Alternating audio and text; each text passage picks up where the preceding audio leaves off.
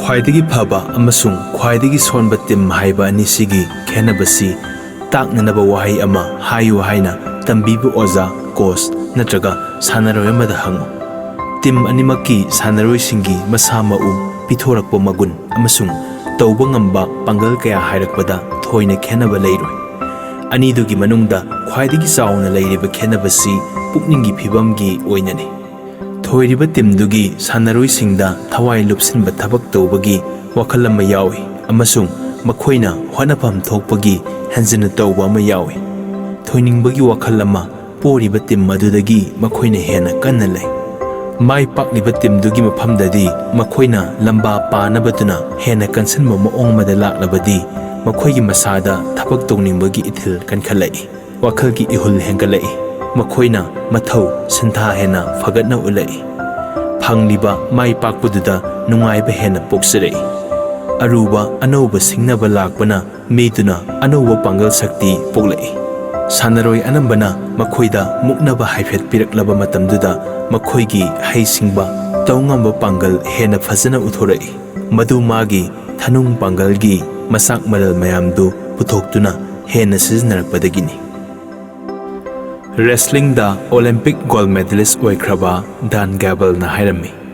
अइना वारकलदुना ngaihak pothaninglaba matamduda aigi lamba taunariba miduna sanaramliba maongdu urubada ai ngaktuna pakhatli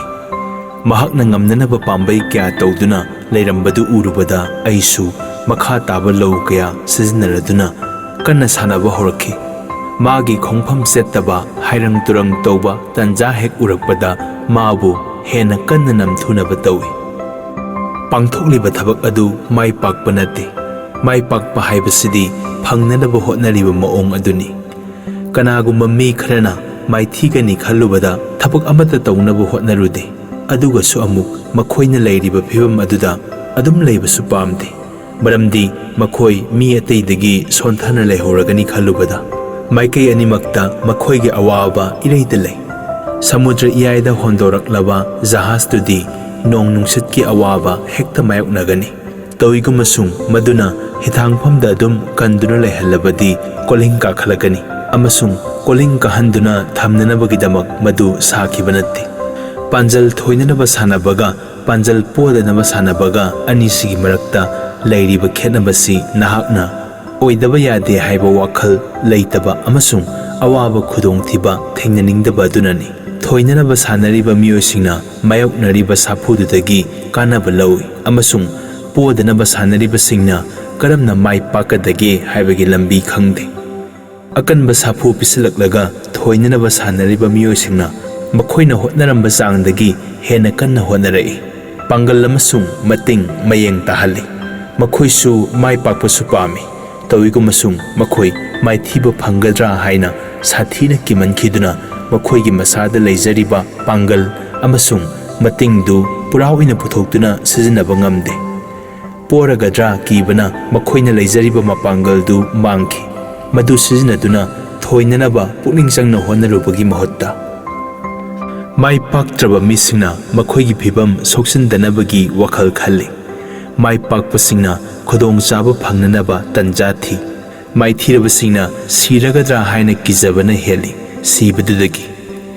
माइ पाकतबा हाइबसी अरानबा थबक अमा तौरुबा नत्ते तौइगुमसुंग होटनबा वाटपदी अरानबा तौबुगुम्बनी मी अमगी पुंसिगी अफबा अवांगबा मगुंदी मीदुना अफबा थबक यौननबा माइ पुनना होटनखिबगी थबकतुगा सबमानबा मतांगदा ओइरई माना तौरिबदु करी थबकनो हाइनी येंगलुदना थबक अमबु पुकनिंग लुपना पामबना मदु सोइफदना पांथोकनिंबगी मरम ओहल्ली मदुदगी मसिना हेना पामी हाइबसिगा पुकनिंग लुपना पामबा हाइबगा खेनै सिना खरा हेना पामजै हाइरिबा पोट थबकसिंगदुदी थैदोक थैजिन होंदोक होंजिन तौबा याय दरकारगी मतुंगिना पुकनिंग लुपना पामजबी दुदी मदु तौबा यादे अकनबा साफु पिसलकपदा प्रेफरेंस दी खोंफम हंतुरगी अदुगा कन्विक्शन दी हानदगी हेना खोंफम सेसिलई अखोइना पुकनिंग लुपना पामलिबा पोट थबकपु गुन लैबा ओहन्नबगिदमक अफबा अवांगबा गुन सागोनबा पोट ओहन्नबगिदमक मरमदी सेना थाजबा कन्विक्शन लैबना सोइफदना थबक पांथोकपु ओइबनी ꯃꯊꯧ ꯃꯁꯛ ꯈꯪꯕ ꯇꯧꯔꯤꯕ ꯃꯊꯧꯗꯨꯅ ꯄꯥꯝꯖꯕ ꯑꯃ ꯑꯣꯏꯔꯛꯂꯕꯗꯤ ꯃꯗꯨꯅ ꯃꯃꯩꯊꯪꯗꯗꯤ ꯃꯤ ꯑꯗꯨꯒꯤ ꯅꯨꯡꯉꯥꯏꯖꯕ ꯊꯕꯛ ꯑꯣꯏꯔꯛꯏ ꯃꯑꯣꯡ ꯆꯨꯝꯅ ꯄꯨꯟꯁꯤ ꯍꯤꯡꯂꯤꯕ ꯃꯤꯁꯤꯡꯅ ꯃꯥꯒꯤ ꯗꯥꯏꯇ ꯃꯁꯛ ꯈꯪꯏ ꯈꯪꯅ ꯊꯕꯛ ꯇꯧꯏ ꯃꯈꯣꯏꯅ ꯇꯧꯒꯗꯕ ꯊꯕꯛꯀꯤ ꯋꯥꯔꯦꯞ ꯍꯥꯟꯅ ꯂꯧꯊꯣꯛꯏ ꯑꯃꯁꯨꯡ ꯃꯈꯣꯏꯒꯤ ꯄꯨꯟꯁꯤꯒꯤ ꯄꯥꯟꯗꯝ ꯌꯧꯅꯕ ꯍꯣꯠꯅꯩ ꯃꯁꯥꯒꯤ ꯃꯔꯥꯏꯕꯛ ꯁꯦꯝꯖꯩ ꯊꯕꯛ ꯑꯃꯒꯤ ꯗꯥꯏꯇ ꯂꯧꯕ ꯍꯥꯏꯕꯁꯤꯗꯤ ꯊꯕꯛꯇꯨ ꯄꯥꯡꯊꯣꯛꯄꯗ ꯊꯦꯡꯅꯒꯗꯕ ꯑꯋꯥꯕꯁꯤꯡꯗꯨ ꯃꯥꯏꯔꯣꯡ ꯌꯥꯕ ꯑꯃꯁꯨꯡ ꯊꯕꯛꯇꯨꯒꯤ ꯑꯐ ꯐꯠꯇ ꯄꯨꯝꯕꯒꯤ ꯗꯥꯏꯇ ꯂꯧꯕ ꯍꯥꯏꯕ ꯋꯥꯐꯝ ꯑꯃ ꯁꯥꯒꯣꯟꯅꯩ ꯍꯥꯏꯔꯤꯕ ꯊꯧꯗꯥꯡꯁꯤ ꯀꯔꯤꯒꯨꯝꯕ ꯃꯇꯝꯗ ꯊꯕꯛ ꯇꯧꯔꯤꯕ ꯃꯤꯗꯨꯗ ꯅꯨꯡꯉꯥꯏꯇꯕ ꯑꯣꯏꯍꯜꯂꯤ ꯃꯤ ꯑꯌꯥꯝꯕꯅ ꯑꯔꯨꯝꯕ ꯊꯧꯗꯥꯡ ꯂꯧꯔꯨꯕ ꯇꯧꯗꯅ ꯃꯁꯥ ꯃꯁꯥꯒꯤ ꯅꯨꯡꯉꯥꯏꯒꯗꯕ ꯑꯀꯟꯕ ꯊꯕꯛ ꯅꯣꯝꯂꯨꯕ ꯇꯧꯗꯅ ꯃꯇꯤꯡ ꯐꯨꯗꯣꯛꯇꯨꯅ ꯄꯨꯟꯁꯤ ꯑꯃ ꯂꯦꯟꯕꯅ ꯍꯦꯟꯅ ꯄꯥꯝꯅꯩ ꯑꯗꯨꯒꯨꯝꯕ ꯃꯤꯑꯣꯏꯁꯤꯡꯗꯨꯗ ꯊꯧꯗꯣꯛ ꯑꯃ ꯄꯥꯡꯊꯣꯛꯄ ꯉꯥꯏꯗꯨꯅ ꯄꯨꯟꯁꯤ ꯂꯝꯕꯤꯗ ꯂꯩꯀꯧ ꯁꯥꯀꯧ ꯇꯧꯅ ꯃꯈꯣꯡ ꯊꯥꯡꯗꯨꯅ ꯆꯠꯂꯤ ꯊꯧꯗꯣꯛ ꯑꯗꯨ ꯑꯣꯏꯔꯛꯅꯕ ꯊꯣꯛꯂꯛꯅꯕ ꯍꯣꯠꯅꯔꯨꯕꯒꯤ ꯃꯍꯨꯠꯇ ꯊꯕꯛ ꯑꯃꯗ ꯊꯧꯗꯥꯡ ꯂꯧꯕ ꯍꯥꯏꯕꯁꯤꯗ ꯏꯄꯪ ꯄꯪꯅ ꯇꯧꯕ ꯅꯠꯇꯕ ꯊꯣꯛꯂꯛꯄ ꯌꯥꯏ ꯍꯥꯏꯅ ꯍꯥꯟꯅ ꯈꯟꯕ ꯑꯋꯥꯕ ꯑꯔꯨꯝꯕ ꯊꯕꯛ ꯈꯔ ꯑꯗꯨ ꯁꯥꯒꯣꯟꯅꯩ ꯃꯁꯤꯒꯤ ꯑꯥꯔꯊꯗꯤ ꯊꯧꯗꯥꯡ ꯂꯧꯕ ꯃꯇꯝꯗ ꯊꯕꯛꯇꯨꯒꯤ ꯀꯥꯆꯤꯟ ꯀꯣꯌꯥ ꯑꯐ ꯐꯠꯇ ꯄꯨꯝꯕꯒꯤ ꯍꯥꯟꯅꯅ ꯃꯁꯛ ꯃꯨꯟꯅ ꯈꯪꯗꯣꯛꯄ ꯑꯗꯨꯒꯤ ꯇꯨꯡꯗ ꯊꯕꯛꯇꯨ ꯈ꯭ꯋꯥꯏꯒ ꯆꯨꯅꯒꯗꯕ ꯋꯥꯔꯦꯞ ꯅꯠꯇ꯭ꯔꯒ ꯊꯧꯗꯣꯛꯗꯨ ꯂꯧꯈꯠꯄ ꯇꯥꯕ ꯃꯊꯧ ꯃꯁꯛ ꯈꯪꯕ ꯃꯤꯁꯤꯡꯅ ꯈꯟꯗꯦ ꯃꯗꯨꯗꯤ ꯃꯈꯣꯏꯒꯤ ꯍꯤꯡꯅꯅꯕꯒꯤ ꯂꯝꯕꯤ ꯑꯃ ꯃꯤꯌꯥꯝꯅ ꯃꯈꯣꯏꯗ ꯁꯣꯏꯗꯅ ꯄꯤꯐꯝ ꯊꯣꯛꯏ ꯍꯥꯏꯅ ꯆꯥꯗꯤꯡ ꯇꯧꯕꯗ ꯆꯦꯛꯁꯤꯟ ꯈꯣꯏꯖꯤꯟꯕ ꯇꯧꯗ꯭ꯔꯕꯗꯤ ꯅꯍꯥꯛ ꯅꯨꯡꯉꯥꯏ ꯌꯥꯏꯐꯕ ꯌꯥꯔꯣꯏ ꯑꯀꯟꯕꯁꯤꯡꯗꯨꯕꯨ ꯃꯄꯥꯡꯒꯜ ꯁꯣꯟꯊꯍꯜꯂꯒ ꯅꯍꯥꯛꯅ ꯑꯁꯣꯟꯕꯁꯤꯡꯗꯨꯕу ꯀꯟꯈꯠꯍꯟꯕ ꯉꯝꯃꯣꯏ ꯏꯅꯥꯛ ꯈꯨꯟꯕꯁꯤꯡꯕꯨ ꯂꯥꯏꯔꯍꯟꯕ ꯇꯧꯔꯒ ꯂꯥꯏꯔꯕꯁꯤꯡꯗꯨꯕꯨ ꯏꯅꯥꯛ ꯈꯨꯟꯒꯠꯍꯟꯕ ꯌꯥꯔꯣꯏ ꯃꯤꯉꯣꯟꯗꯒꯤ ꯄꯨꯔꯨꯕ ꯁꯦꯜꯅ ꯅꯍꯥꯛꯀꯤ ꯂꯩꯇꯕ ꯄꯨꯟꯁꯤ ꯍꯤꯡꯕ ꯉꯝꯂꯣꯏ ꯈꯨꯠꯁꯨꯃꯟ ꯄꯤꯕꯤꯔꯤꯕ ꯃꯤꯗꯨꯕꯨ ꯂꯩꯈꯥ ꯇꯥꯍꯜꯂꯒ ꯈꯨꯠꯁꯨꯃꯟ ꯇꯥꯟꯗꯨꯅ ꯍꯤꯡꯂꯤꯕ ꯃꯤꯗꯨꯕꯨ ꯅꯪꯅ ꯃꯇꯦꯡ ꯄꯥꯡꯕꯤꯕ ꯉꯝꯃꯣꯏ ꯃꯤ ꯑꯃꯒꯤ ꯊꯕꯛ ꯇꯧꯅꯤꯡꯕꯒꯤ ꯋꯥꯈꯜ ꯑꯃꯁꯨꯡ ꯃꯅꯤꯡꯇꯝꯕ ꯃꯥꯡꯍꯟꯕꯤꯔꯒ ꯅꯪꯅ ꯃꯤꯗꯨꯒꯤ ꯑꯐꯕ ꯁꯥꯖꯠ ꯑꯃꯁꯨꯡ ꯃꯊꯧꯅꯥ ꯂꯩꯍꯟꯕ ꯉꯝꯂꯣꯏ ꯀꯥꯡꯂꯨꯞ ꯃꯁꯦꯟ ꯅꯨꯡꯁꯤꯅꯗꯅꯕꯒꯤ ꯊꯧꯟꯁꯤꯟ ꯇꯧꯔꯒ ꯅꯪꯅ ꯅꯨꯡꯁꯤ ꯆꯥꯟꯅꯅ ꯍꯤꯡꯃꯤꯟꯅꯕꯒꯤ ꯊꯕꯛ ꯆꯠꯊꯍꯟꯕ ꯌꯥꯔꯣꯏ ꯑꯕ꯭ꯔꯥꯍꯝ ꯂꯤꯡꯀꯟꯅ ꯍꯥꯏꯔꯝꯃꯤ ꯅꯪꯅ ꯇꯥꯟꯕ ꯉꯝꯂꯤꯕ ꯆꯥꯡꯗꯒꯤ ꯍꯦꯟꯅ ꯆꯥꯗꯤꯡ ꯇꯧꯔꯕꯗꯤ ꯅꯪꯅ ꯑꯋꯥꯕꯗꯒꯤ ꯅꯥꯟꯊꯣꯛꯄ ꯉꯝꯂꯣꯏ ꯃꯤ ꯑꯃꯒꯤ ꯃꯁꯥꯅ ꯇꯧꯖꯕ ꯉꯝꯕ ꯑꯃꯁꯨꯡ ꯇꯧꯐꯝ ꯊꯣꯛꯄ ꯊꯕꯛꯄꯨ ꯅꯪꯅ ꯃꯥꯒꯤꯗꯃꯛ ꯇꯧꯕꯤꯗꯨꯅ ꯂꯩꯔꯕꯗꯤ ꯃꯤꯗꯨꯕꯨ ꯅꯪꯅ ꯇꯨꯡ ꯀꯣꯏꯅ ꯇꯦꯡꯕꯥꯡꯕ ꯉꯝꯃꯣꯏ ꯅꯍꯥꯛꯅ ꯎꯟꯅ ꯀꯨꯞꯄ ꯆꯤꯡꯖꯥꯎ ꯑꯃ ꯀꯥꯕ ꯅꯠꯇ꯭ꯔꯒ ꯂꯥꯟꯐꯝ ꯑꯃꯗ ꯂꯥꯟꯊꯦꯡꯅꯕ ꯃꯇꯝꯗꯨꯗ ꯈꯣꯡꯐꯝ ꯁꯣꯏꯕ ꯑꯃꯗꯒꯤ ꯅꯍꯥꯛꯀꯤ ꯊꯋꯥꯏ ꯃꯥꯡꯕ ꯌꯥꯏ ꯑꯗꯨꯝ ꯑꯣꯏꯅꯃꯛ ꯑꯩꯈꯣꯏ ꯑꯌꯥꯝꯕꯒꯤ ꯑꯁꯣꯏꯕ ꯊꯣꯛꯍꯜꯂꯤꯕꯁꯤ ꯄꯣꯠꯁꯛ ꯑꯗꯨꯗꯒꯤ ꯑꯁꯣꯏꯕ ꯑꯗꯨꯗ ꯑꯩꯈꯣꯏꯅ ꯈꯟꯕ ꯋꯥꯈꯜ ꯑꯃꯁꯨꯡ ꯃꯗꯨꯗ ꯑꯩꯈꯣꯏꯅ ꯄꯤꯕ ꯄꯥꯎꯈꯨꯝ ꯑꯗꯨꯅ ꯍꯦꯟꯅ ꯃꯔꯨ ꯑꯣꯏꯅ ꯂꯧꯏ ꯗꯥꯏꯇ ꯃꯁꯛ ꯈꯪꯕ ꯃꯤꯁꯤꯡꯅ ꯃꯈꯣꯏꯒꯤ ꯑꯁꯣꯏꯕꯗꯨ ꯃꯁꯥꯅ ꯌꯥꯖꯩ ꯑꯃꯁꯨꯡ ꯃꯗꯨꯗꯒꯤ ꯄꯔꯥ ꯈꯔ ꯂꯧꯏ ꯀꯅꯥꯒꯨꯝꯕ ꯃꯤ ꯈꯔꯗꯤ ꯃꯁꯥꯒꯤ ꯑꯁꯣꯏꯕꯗꯨꯗꯒꯤ ꯄꯔꯥ ꯑꯃꯠꯇ ꯂꯧꯁꯤꯟꯗꯦ ꯑꯁꯣꯏꯕ ꯑꯃ ꯇꯧꯔꯨꯕꯗ ꯑꯩꯈꯣꯏꯅ ꯇꯧꯒꯗꯕ ꯊꯕꯛ ꯑꯍꯨꯝ ꯂꯩ ꯑꯁꯣꯏꯕꯗꯨꯕꯨ ꯊꯧꯁꯥꯔꯨꯗꯕ ꯊꯣꯏꯅ ꯈꯜꯂꯨꯗꯕ ꯑꯅꯤꯁꯨꯕꯗ ꯃꯗꯨꯕꯨ ꯗꯦꯅꯥꯏ ꯇꯧꯕ ꯃꯗꯨꯗ ꯀꯣꯛ ꯅꯣꯟꯗꯕ ꯑꯍꯨꯝꯁꯨꯕꯗ ꯑꯁꯣꯏꯕꯗꯨ ꯏꯁꯥꯅ ꯗꯥꯏꯇ ꯂꯧꯕ ꯃꯗꯨꯗꯒꯤ ꯄꯔꯥ ꯈꯔ ꯇꯝꯍꯧꯕ ꯑꯃꯁꯨꯡ ꯃꯗꯨ ꯃꯇꯨꯡꯗ ꯑꯃꯨꯛ ꯍꯟꯅ ꯁꯣꯏꯍꯟꯗꯕ ꯃꯊꯛꯀꯤꯁꯤꯒꯤ ꯃꯅꯨꯡꯗꯒꯤ ꯑꯍꯨꯝꯁꯨꯕꯗꯨ ꯂꯧꯒꯦ ꯍꯥꯏꯔꯕꯗꯤ ꯊꯧꯅꯥ ꯂꯩꯕ ꯇꯥꯏ ꯃꯗꯨ ꯇꯧꯕꯗ ꯑꯔꯨꯕ ꯊꯕꯛ ꯑꯣꯏ ꯑꯗꯨꯕꯨ ꯃꯗꯨꯒꯤ ꯑꯐꯕ ꯃꯍꯩꯗꯤ ꯐꯪꯏ ꯃꯁꯤ ꯇꯧꯗꯗꯨꯅ ꯀꯔꯤꯒꯨꯝꯕ ꯑꯩꯈꯣꯏꯒꯤ ꯁꯣꯏꯈꯤꯕ ꯃꯇꯥꯡꯗꯨꯕꯨ ꯂꯥꯟꯗꯦ ꯍꯥꯏꯅ ꯏꯁꯥ ꯉꯥꯛꯊꯣꯛꯇꯨꯅ ꯂꯩꯕ ꯇꯥꯔꯕꯗꯤ ꯑꯁꯣꯏꯕꯁꯤꯡꯗꯨꯗ ꯑꯩꯈꯣꯏꯒꯤ ꯍꯩꯅꯕꯤ ꯑꯃ ꯑꯣꯏꯍꯜꯂꯛꯏ ꯑꯃꯁꯨꯡ ꯃꯗꯨꯅ ꯑꯩꯈꯣꯏꯒꯤ ꯇꯧꯗꯕ ꯌꯥꯗꯕ ꯊꯕꯛ ꯑꯣꯏꯔꯛꯏ ꯃꯗꯨꯕꯨ ꯅꯦꯒꯦꯇꯤꯚ ꯄꯤꯄꯜꯅ ꯑꯇꯣꯞꯄꯗ ꯊꯪꯖꯤꯟꯕꯒꯤ ꯃꯑꯣꯡ ꯆꯠꯊꯩ ꯀꯝꯄꯅꯤ ꯑꯃꯒꯤ ꯊꯕꯛ ꯄꯣꯊꯥꯔꯕ ꯄ꯭ꯔꯁꯤꯗꯦꯟꯠ ꯑꯃꯕꯨ ꯆꯤꯡꯂꯦꯝꯕ ꯕꯤꯗꯥꯏ ꯄꯤꯕꯒꯤ ꯊꯧꯔꯝ ꯑꯃ ꯂꯣꯏꯔꯛꯄꯗ ꯃꯍꯥꯛ ꯑꯅꯧꯕ ꯆꯪꯂꯛꯂꯤꯕ ꯄ꯭ꯔꯁꯤꯗꯦꯟꯠ ꯑꯗꯨꯗ ꯅꯝꯕꯔ 1 ꯑꯃꯁꯨꯡ ꯅꯝꯕꯔ 2 ꯊꯥꯕ ꯁꯤꯊꯤ ꯈꯥꯎ 2 ꯄꯤꯔꯒ ꯍꯥꯏꯔꯛꯏ ꯀꯔꯤꯒꯨꯝꯕ ꯑꯆꯧꯕ ꯏꯔꯥꯡ ꯊꯣꯔꯛꯇꯨꯅ ꯃꯗꯨ ꯅꯪꯅ ꯂꯥꯛꯁꯤꯟꯕ ꯋꯥꯔꯛꯂꯕ ꯃꯇꯝꯗꯨꯗ ꯅꯝꯕꯔ 1 ꯊꯥꯕ ꯁꯤꯊꯤ ꯈꯥꯎꯁꯤ ꯍꯥꯡꯗꯣꯛꯇꯨꯅ ꯄꯥꯎ ꯑꯗꯨꯒꯨꯝꯕ ꯁꯃꯁ꯭ꯌꯥ ꯑꯃ ꯃꯊꯪ ꯑꯃꯨꯛ ꯂꯥꯛꯄ ꯃꯇꯝꯗ ꯅꯝꯕꯔ 2 ꯊꯥꯕ ꯁꯤꯊꯤ ꯈꯥꯎꯁꯤ ꯍꯥꯡꯗꯣꯛꯇꯨꯅ ꯄꯥꯎ ꯆꯍꯤ ꯈꯔꯒꯤ ꯃꯇꯨꯡꯗ ꯌꯥꯝꯅ ꯆꯥꯎꯕ ꯁꯃꯁ꯭ꯌꯥ ꯑꯃ ꯂꯥꯛꯂꯤ ꯄ꯭ꯔꯁꯤꯗꯦꯟꯠ ꯑꯗꯨꯅ ꯃꯥꯒꯤ ꯎꯄꯨ ꯑꯝꯕꯥꯔꯤ ꯃꯅꯨꯡꯗꯒꯤ ꯑꯍꯥꯟꯕ ꯁꯤꯊꯤ ꯈꯥꯎ ꯅꯝꯕꯔ 1 ꯂꯧꯊꯣꯛꯂꯦ ꯃꯗꯨꯗ ꯍꯥꯏꯔꯝꯂꯤꯕꯗꯤ थोक्लिबा थौदोक्तुगी असोइबा मराल पुंबा हानगी प्रेसिडेंट थंजिल्लु सही खरा अमुक लेरगा अनीसुबा समस्या अमा अमुक लागले मागी काद संखिदुना प्रेसिडेंट अनीसुबा सिथि खाउदु अमुक लौथोक्तुना पारे मदुदा इरमलिबदी नंगी महुत सिलौगदौरिबा प्रेसिडेंट अदुदा पीननबा असिगुम्बा सिथि खाउ अनि सेम सादुना थमो नोम्बा कनबा लाइबक असिबु करिनोने लाइबक नोंगदमगी मतांगदा आई करिसु खंगदे आईदी मदुदा थाजदुना चत्ते अमसुंग मदुदा थाजदुना तौरिबा मीसिंगिदमक आइना नुंसा थीबा पोक्पी लाइबक हाइबसी आइगी इफमददी अतोप पोट अमनी नोम्बा कनबा हाइबसिनी खुदोंग जाबा फंगबा थबक अदु पांथो होबा अमसुंग खुदोंग जादबा अदुना तहोदबा असिनी सोइदुना तंजा चारुदुना संगलुबदगी फंगलपा पोट अमा नत्ते माइ पाकपा हाइबसी मसी फंगनबगिदमक थौरांग मयाम तौबा अमसुंग अफबा लमचत चंगी मी पुंबा थबक माइ पाकपा ngami तौइगुमसुंग मी अनंबदा थबक नोम्बदी तौनिंगदे अमसुंग ngamnabagidamak matam kaithokningde natrane मसी फंगनबा थादोकपा अमसुंग इसाना इसाबु वारकजबा चंगी नोम्बा कनबगी महुत सिनबा पोट अमता लेते हेनरी फोर्टना हाइरमी नंगना हेना कन्न नोमलिबा मखै नहाक नारायबक फबु ओइबा हेलक्कनी थबक सुनिंगबा नोमनिंगबा मी ताइबंगसिदा पिकथन्ना लै खरना थबक तु मसाना तौनिंगबनी अमसुंग अतै खरा अमना अतोप्पा मीबु थबक सुबा ngamhanba पामबसिंगनी नोंबगी मनुंगदा मतम तंखाय अमदी आई थबक नोंबा पामी अहोबगी पुंग 12 अदुदा ओइरबसु याय नत्रगा अरोइबगी पुंग 12 अदुदा ओइरबसु याय मदुगी आई सिलहाउ थिरुबा लैते डिक्शनरी कोंदुना सुम लैरगा मी अमना वहाई बनान खांगबा ngamba यादबगुम कनागुम्बा मी अमना थबक अमा तौबा ngambagi शक्ति दु ओहलकपा ngamloi सिनाइबा अहैबा सिंगना तौबा थबकती येंगबदा इलाइ लाइना उहल्ले मरमदी मखोइना सुरिबा थबकतुगी तंगाइ फदबा कांगलोन कयादु मखोइदी ममुत्ताना खांगी है आइगी ओइरेबा खुदहैबगी थाकसी यौनबगिदमक अइना कयाम कन्ना होटनबा सुनोम्बा ताखी हाइबदु मियामना खंगबीबा तारबदी अइना सारकबा पोत्ता अंगकपा पोट ओइना उरोइ सांगचत्ता लैबा मिसक अमना माना तौरिबा थबकतु मागी मपांगल अमसुंग हैसिंगबगी चांगदु चादा 15 तमक सिजनै मसागी तौबा ngamba magunbu 50% सिजनबा मियोइसिंगदा मालेमगी मियामना इकाई खुमनै अमसुंग मसागी तौबा ngamba पांगल 100% थबकतुदा सिजनदुना तौरिबा अखन्नबा मिसकसिंगदुबु अंगकपगा लोइनना यंगनै थबक माइ पाकपा मिसिंगना थबक यामना पिबियु हाय यामना सुहनबियु हायदि मतम सांगना सुगे हाय ngahakhtang suraga tokke haide फावरे हायरेबा इसैगी कलाकारदु नुंगतिगी औराइबा Tauktae